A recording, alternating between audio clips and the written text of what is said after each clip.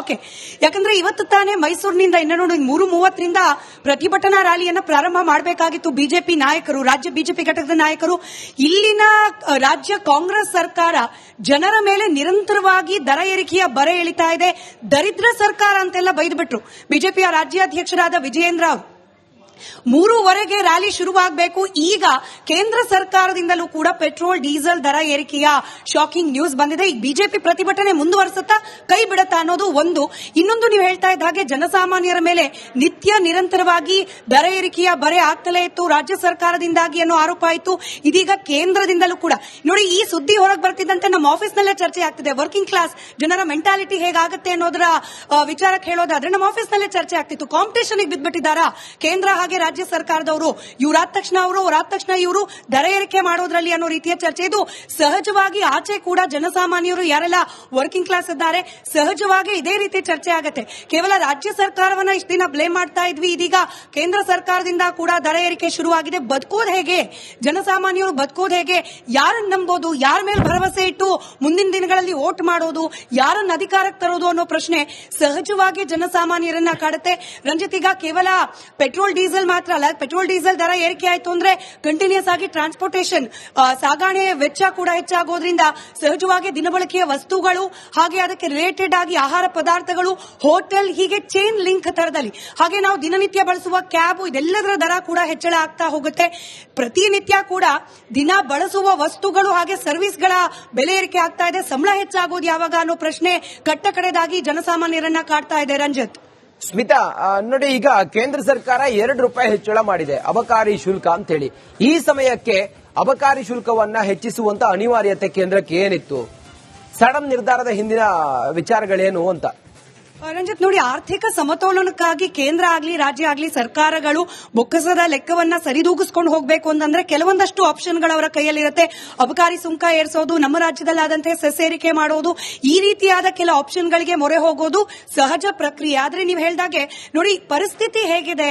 ಜನಸಾಮಾನ್ಯರು ಬೈಕೊಂಡು ಓಡಾಡ್ತಿದ್ದಾರೆ ಸರ್ಕಾರಗಳನ್ನ, ರಾಜಕೀಯ ಪಕ್ಷಗಳನ್ನ. ಜನಸಾಮಾನ್ಯರ ಪರವಾಗಿಲ್ಲ, ಬದಲಾಗಿ ಕೇವಲ ಬೊಕ್ಕಸದ ಚಿಂತೆಯಲ್ಲಿದೆ ಸರ್ಕಾರಗಳು ಅಂತ ಹೇಳಿ. ಇಂಥ ಸಂದರ್ಭದಲ್ಲಿ ದರ ಏರಿಕೆ ಮಾಡುವ ನಿರ್ಧಾರ ಸಹಜವಾಗಿ ಕೇಂದ್ರ ಸರ್ಕಾರದ ವಿರುದ್ಧ ಕೂಡ ಜನರ ಆಕ್ರೋಶ ಸ್ಫೋಟಗೊಳ್ಳುವ ಎಲ್ಲಾ ಸಾಧ್ಯತೆಗಳಿದೆ. ಈಗಷ್ಟೇ ನಿರ್ಧಾರ ಹೊರಬಿದ್ದಿದೆ. ರಂಜಿತ್, ಕಾದ್ ನೋಡಬೇಕು. ಈ ಹಿಂದಿನ ನಿರ್ಧಾರ ಏನಿತ್ತು, ಕೇಂದ್ರ ಸರ್ಕಾರ ಪೆಟ್ರೋಲ್ ಹಾಗೆ ಡೀಸೆಲ್ನ ದರವನ್ನು ಇಳಿಕೆ ಮಾಡಿತು. ಈಗ ಮತ್ತೊಮ್ಮೆ ಏರಿಕೆ ಮಾಡುವ ಮೂಲಕ ಸಹಜವಾಗಿ ಬಿಜೆಪಿ ನಾಯಕರು ಒಂದು ಕ್ಲಾರಿಫಿಕೇಶನ್ ಕೊಡಬಹುದು. ಹಿಂದೆ ನಾವು ಇಳಿಸಿದ್ದ ಉದಾಹರಣೆ ಕೂಡ ಇದೆ. ಕೇವಲ ಯಾಕೆ ಈಗ ದರ ಏರಿಕೆ ಆಗಿದ್ದನ್ನ ನೀವು ಮಾತನಾಡ್ತೀರಿ ಅಂತ ಹೇಳಿ. ಆದ್ರೆ ಲಾಸೋ ಅಥವಾ ಪ್ರಾಫಿಟೋ ಇದೆಲ್ಲದರ ನೇರ ಪರಿಣಾಮ ಆಗೋದು ಜನಸಾಮಾನ್ಯರ ಮೇಲೆ. ಲೆಕ್ಕಗಳು ಏನೇ ಕೊಡಬಹುದು, ಲೆಕ್ಕಕ್ಕಿಂತ ಕೈಯಿಂದ ಖರ್ಚೆಷ್ಟಾಗ್ತಿದೆ ಅನ್ನೋದು ಮಾತ್ರ ಜನಸಾಮಾನ್ಯರು ಆಲೋಚನೆ ಮಾಡೋದು. ಯಾವ ಪಕ್ಷದ ಅಧಿಕಾರ ಇರೋ ಸಂದರ್ಭದಲ್ಲಿ ಜನಸಾಮಾನ್ಯರಿಗೆ ಬದುಕು ಸುಲಭ ಆಗುತ್ತೆ ಅನ್ನೋದನ್ನ ಯೋಚನೆ ಮಾಡ್ತಾರೆ. ಆದ್ರೆ ಈಗ ದುರಂತ ನೋಡಿ, ಕೇಂದ್ರ ರಾಜ್ಯ ಎರಡೂ ಸರ್ಕಾರಗಳು ದರ ಏರಿಕೆಯ ಕಾಂಪಿಟೇಷನ್ ನಲ್ಲಿ ಇರೋದ್ರಿಂದ ಅನುಭವಿಸ್ತಾ ಇರೋದು ಸಾಮಾನ್ಯ ವರ್ಗ. ರಂಜಿತ್, ಸ್ಮಿತಾ, ಇದು ಕೇವಲ ಕರ್ನಾಟಕ ರಾಜ್ಯಕ್ಕೆ ಮಾತ್ರ ಸೀಮಿತವಾಗಿರುತ್ತಾ ಅಥವಾ ಎಲ್ಲಾ ರಾಜ್ಯಗಳಿಗೂ ಕೂಡ ಅಬಕಾರಿ ಶುಲ್ಕವನ್ನ ಏರಿಕೆ ಮಾಡಿರೋದಾ? ಇದು ಎಲ್ಲರಿಗೂ ಕೂಡ ಬರ್ಡನ್ ಅಲ್ವಾ ಸ್ಮಿತಾ? ಇದು ಹೆಂಗೆ ಅಂತ? ಸಹಜವಾಗಿ ಕೇಂದ್ರ ಸರ್ಕಾರದ ನಿರ್ಧಾರ ಆಗಿರೋದ್ರಿಂದ ದೇಶವ್ಯಾಪಿ ಇದರ ಜಾರಿಯಾಗುತ್ತೆ, ಇದರ ನಿರ್ಣಯದ ಫಲಗಳು. ಆದರೆ ಕೆಲ ರಾಜ್ಯಗಳಲ್ಲಿ ಬೇರೆ ಬೇರೆ ರೀತಿಯಲ್ಲಿ ಸೆಸ್ನ ಆಧಾರದ ಮೇಲೆ ಪೆಟ್ರೋಲ್ ಹಾಗೆ ಡೀಸೆಲ್ನ ದರ ವ್ಯತ್ಯಾಸ ಇದೆ. ಆದರೆ ಇದು ಯೂನಿವರ್ಸಲ್, ಅಂದ್ರೆ ಇಡೀ ಭಾರತದಾದ್ಯಂತ ಅಪ್ಲೈ ಆಗೋ ರೀತಿಯಲ್ಲಿ ಇರೋದ್ರಿಂದ ಈಗ ರಾಜ್ಯ ಸರ್ಕಾರಕ್ಕೂ ಕೂಡ, ನಮ್ಮ ರಾಜ್ಯದ ಸರ್ಕಾರದ ಪ್ರತಿನಿಧಿಗಳಿಗೂ ಕೂಡ ಈಗೊಂದು ಆಪ್ಷನ್ ಆಯ್ತು ಡಿಫೆಂಡ್ ಮಾಡ್ಕೊಳ್ಳಿಕ್ಕೆ. ನೋಡಿ, ಕೇವಲ ನಾವು ಮಾತ್ರ ಅಲ್ಲ, ನಮ್ಮ ರಾಜ್ಯದ ಸರ್ಕಾರ ಮಾತ್ರ ಅಲ್ಲ ಈ ಬೆಲೆ ಏರಿಕೆಯ ನಿರ್ಧಾರ ತೆಗೆದುಕೊಂಡಿರೋದು, ಕೇಂದ್ರ ಸರ್ಕಾರವೇ ತೆಗೆದುಕೊಂಡಿರೋದ್ರಿಂದ ಸಹಜವಾಗಿ ಪೆಟ್ರೋಲ್ ಹಾಗೆ ಡೀಸೆಲ್ ದರ ನಮ್ಮಲ್ಲೂ ಏರಿಕೆ ಆಗುತ್ತೆ ಅಂತ ಹೇಳಿ ಕಾಂಗ್ರೆಸ್ ಸರ್ಕಾರದ ಪ್ರತಿನಿಧಿಗಳಿಗೆ ಮತ್ತೊಂದು ಅಸ್ತ್ರ ಸಿಕ್ಕಂತಾಯ್ತು. ರಂಜಿತ್, ಸ್ಮಿತಾ, ಈಗ ಬಿಜೆಪಿಯವರು ಯಾವ ಮುಖ ಇಟ್ಟುಕೊಂಡು ನಾವು ಬೆಲೆ ಏರಿಕೆ ವಿರುದ್ಧ ಹೋರಾಟ ಮಾಡ್ತೀವಿ, ಜನಸಾಮಾನ್ಯರಿಗಾಗಿ ನಾವು ಹೋರಾಟ ಮಾಡ್ತೀವಿ ಅಂತ ಹೇಳಿ ಏನು ಹೊರಟಿದ್ರಲ್ಲ, ಯಾವ ಮುಖ ಇಟ್ಕೊಂಡು ಹೋರಾಟ ಮಾಡ್ತಾರೆ? ಈಗ ಜನರ ಮುಂದೆ ಕೇಂದ್ರ ಸರ್ಕಾರವೇ ಬೆಲೆ ಏರಿಕೆ ಮಾಡಿರೋದ್ರಿಂದಾಗಿ ಇದು ಹೆಂಗೆ ಬಿಜೆಪಿ ಮುಂದೆ ನೋಡುತ್ತೆ, ರಾಜ್ಯ ಬಿಜೆಪಿ ಅಂತ? ಎಕ್ಸಾಕ್ಟ್ಲಿ ನಾನು ಶುರುವಲ್ಲಿ ಅದೇ ಹೇಳ್ತಾ ಇದ್ದೆ ನೋಡಿ ರಂಜಿತ್, 3:15 ಮೈಸೂರಿನಿಂದ ಪ್ರಾರಂಭ ಆಗಬೇಕಾಗಿತ್ತು ಬಿಜೆಪಿಯ ಈ ಜನಾಕ್ರೋಶ ರ್ಯಾಲಿ.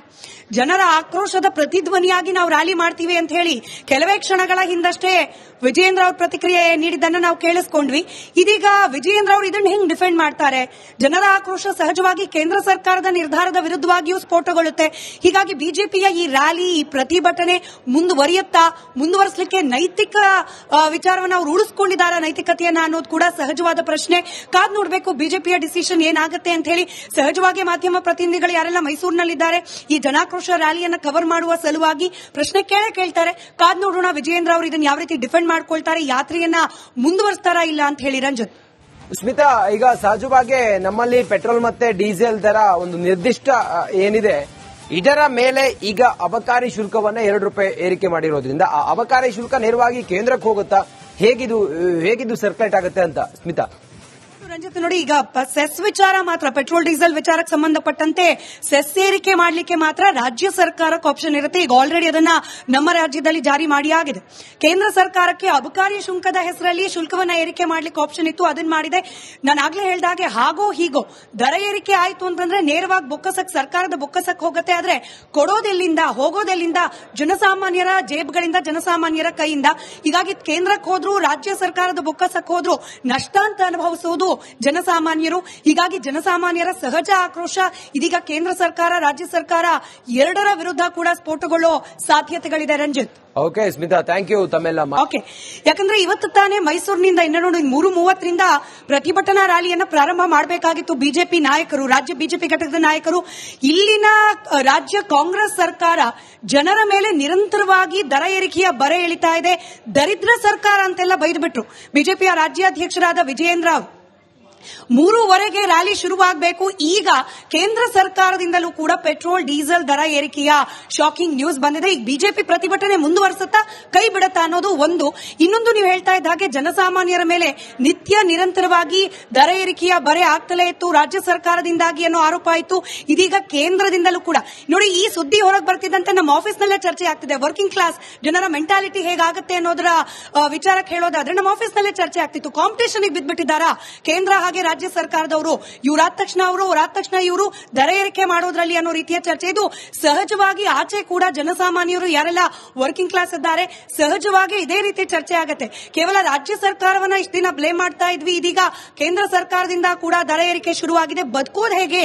ಜನಸಾಮಾನ್ಯರು ಬದುಕೋದು ಹೇಗೆ? ಯಾರನ್ನ ನಂಬೋದು? ಯಾರ ಮೇಲೆ ಭರವಸೆ ಇಟ್ಟು ಮುಂದಿನ ದಿನಗಳಲ್ಲಿ ವೋಟ್ ಮಾಡೋದು? ಯಾರನ್ನ ಅಧಿಕಾರಕ್ಕೆ ತರೋದು ಅನ್ನೋ ಪ್ರಶ್ನೆ ಸಹಜವಾಗಿ ಜನಸಾಮಾನ್ಯರನ್ನ ಕಾಡುತ್ತೆ. ರಂಜಿತ್, ಈಗ ಕೇವಲ ಪೆಟ್ರೋಲ್ ಡೀಸೆಲ್ ಮಾತ್ರ ಅಲ್ಲ, ಪೆಟ್ರೋಲ್ ಡೀಸೆಲ್ ದರ ಏರಿಕೆ ಆಯ್ತು ಅಂದ್ರೆ ಕಂಟಿನ್ಯೂಸ್ ಆಗಿ ಟ್ರಾನ್ಸ್ಪೋರ್ಟೇಷನ್, ಸಾಗಣೆ ವೆಚ್ಚ ಕೂಡ ಹೆಚ್ಚಾಗೋದ್ರಿಂದ ಸಹಜವಾಗಿ ದಿನಬಳಕೆಯ ವಸ್ತುಗಳು, ಹಾಗೆ ಅದಕ್ಕೆ ರಿಲೇಟೆಡ್ ಆಗಿ ಆಹಾರ ಪದಾರ್ಥಗಳು, ಹೋಟೆಲ್, ಹೀಗೆ ಚೈನ್ ಲಿಂಕ್ ತರದಲ್ಲಿ, ಹಾಗೆ ನಾವು ದಿನನಿತ್ಯ ಬಳಸುವ ಕ್ಯಾಬ್, ಇದೆಲ್ಲದರ ದರ ಕೂಡ ಹೆಚ್ಚಳ ಆಗ್ತಾ ಹೋಗುತ್ತೆ. ಪ್ರತಿನಿತ್ಯ ಕೂಡ ದಿನ ಬಳಸುವ ವಸ್ತುಗಳು ಹಾಗೆ ಸರ್ವಿಸ್ಗಳ ಬೆಲೆ ಏರಿಕೆ ಆಗ್ತಾ ಇದೆ. ಸಂಬಳ ಹೆಚ್ಚಾಗೋದು ಯಾವಾಗ ಅನ್ನೋ ಪ್ರಶ್ನೆ ಕಟ್ಟಕಡೆದಾಗಿ ಜನಸಾಮಾನ್ಯರನ್ನ ಕಾಡ್ತಾ ಇದೆ. ರಂಜಿತ್, ಸ್ಮಿತಾ, ನೋಡಿ, ಈಗ ಕೇಂದ್ರ ಸರ್ಕಾರ ₹2 ಹೆಚ್ಚಳ ಮಾಡಿದೆ ಅಬಕಾರಿ ಶುಲ್ಕ ಅಂತ ಹೇಳಿ. ಈ ಸಮಯಕ್ಕೆ ಅಬಕಾರಿ ಶುಲ್ಕವನ್ನ ಹೆಚ್ಚಿಸುವಂತ ಅನಿವಾರ್ಯತೆ ಕೇಂದ್ರಕ್ಕೆ ಏನಿತ್ತು? ಸಡನ್ ನಿರ್ಧಾರದ ಹಿಂದಿನ ವಿಚಾರಗಳೇನು ಅಂತ? ರಂಜಿತ್ ನೋಡಿ, ಆರ್ಥಿಕ ಸಮತೋಲನಕ್ಕಾಗಿ ಕೇಂದ್ರ ಆಗ್ಲಿ ರಾಜ್ಯ ಆಗ್ಲಿ ಸರ್ಕಾರಗಳು ಬೊಕ್ಕಸದ ಲೆಕ್ಕವನ್ನ ಸರಿದೂಗಿಸ್ಕೊಂಡು ಹೋಗಬೇಕು ಅಂತಂದ್ರೆ ಕೆಲವೊಂದಷ್ಟು ಆಪ್ಷನ್ಗಳು ಅವರ ಕೈಯಲ್ಲಿರುತ್ತೆ. ಅಬಕಾರಿ ಸುಂಕ ಏರಿಸೋದು, ನಮ್ಮ ರಾಜ್ಯದಲ್ಲಾದಂತೆ ಸೆಸ್ ಏರಿಕೆ ಮಾಡೋದು, ಈ ರೀತಿಯಾದ ಕೆಲ ಆಪ್ಷನ್ಗಳಿಗೆ ಮೊರೆ ಹೋಗೋದು ಸಹಜ ಪ್ರಕ್ರಿಯೆ. ಆದ್ರೆ ನೀವು ಹೇಳ್ದಾಗೆ ನೋಡಿ, ಪರಿಸ್ಥಿತಿ ಹೇಗಿದೆ? ಜನಸಾಮಾನ್ಯರು ಬೈಕೊಂಡು ಓಡಾಡ್ತಿದ್ದಾರೆ ಸರ್ಕಾರಗಳನ್ನ, ರಾಜಕೀಯ ಪಕ್ಷಗಳನ್ನ. ಜನಸಾಮಾನ್ಯರ ಪರವಾಗಿಲ್ಲ, ಬದಲಾಗಿ ಕೇವಲ ಬೊಕ್ಕಸದ ಚಿಂತೆಯಲ್ಲಿದೆ ಸರ್ಕಾರಗಳು ಅಂತ ಹೇಳಿ. ಇಂಥ ಸಂದರ್ಭದಲ್ಲಿ ದರ ಏರಿಕೆ ಮಾಡುವ ನಿರ್ಧಾರ ಸಹಜವಾಗಿ ಕೇಂದ್ರ ಸರ್ಕಾರದ ವಿರುದ್ಧ ಕೂಡ ಜನರ ಆಕ್ರೋಶ ಸ್ಫೋಟಗೊಳ್ಳುವ ಎಲ್ಲಾ ಸಾಧ್ಯತೆಗಳಿದೆ. ಈಗಷ್ಟೇ ನಿರ್ಧಾರ ಹೊರಬಿದ್ದಿದೆ. ರಂಜಿತ್, ಕಾದ್ ನೋಡಬೇಕು ಈ ಹಿಂದಿನ ನಿರ್ಧಾರ ಏನಿತ್ತು